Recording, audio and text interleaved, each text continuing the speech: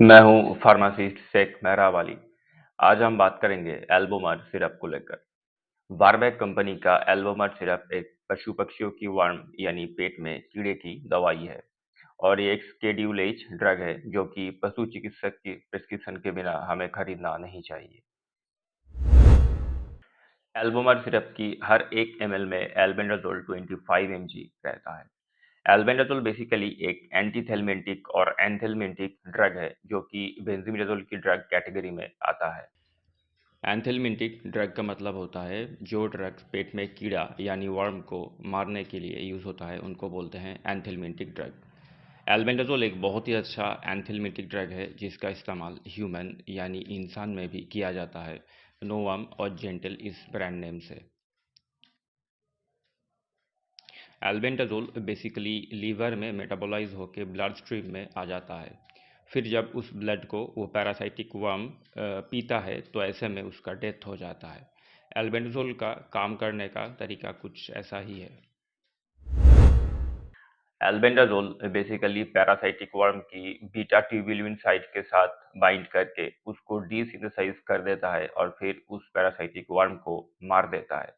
Albendazole ऐसे ही काम करता है। जीआईटी अर्थात गैस्ट्रोइंटेस्टिनल ट्रैक्ट की लीवर में एल्बेंडाजोल मेटाबोलाइज होती है। इसीलिए एल्बेंडाजोल को लेने से कभी-कभी लीवर टॉक्सिसिटी भी होती है।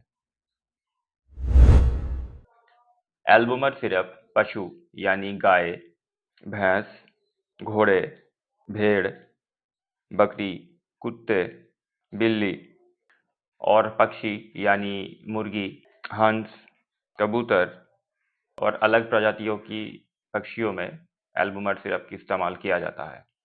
जब पशु-पक्षियाँ खाना-पीना कम कर देते हैं या खाना-पीना ले तो रहे हैं लेकिन उनका उतना ग्रोथ नहीं है, ऐसे में उनको डीवर्मिंग किया जाता है और इसके लिए एल्बोमर सिरप का इस्तेमाल किया जाता है।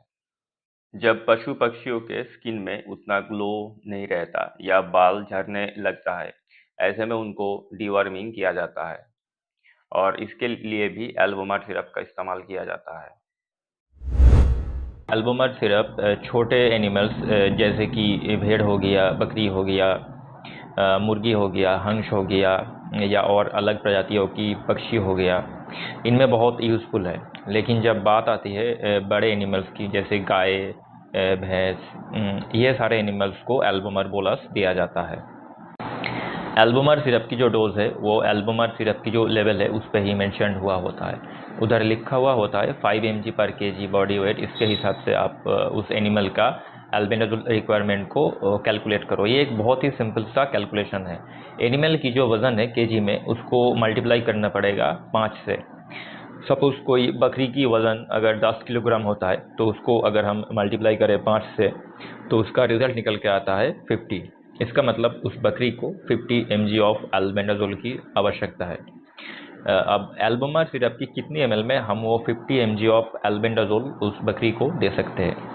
एज बिकॉज एल्बेंडाजोल की हर 1 ml में 25 mg ऑफ एल्बेंडाजोल रहता है, इसीलिए 50 को डिवाइड करना पड़ेगा 25 से, जिसका रिजल्ट निकल के आता है 2। इसका मतलब ये है कि अगर हम उस बकरी को 2 ml ऑफ एल्बुमर सिरप दें तो उस बकरी को हम 50 mg ऑफ एल्बेंडाजोल दे सकते हैं। डिवर्मिंग करने के लिए हर 3 से 6 महीने के बाद देना पड़ता है बकरियों के लिए।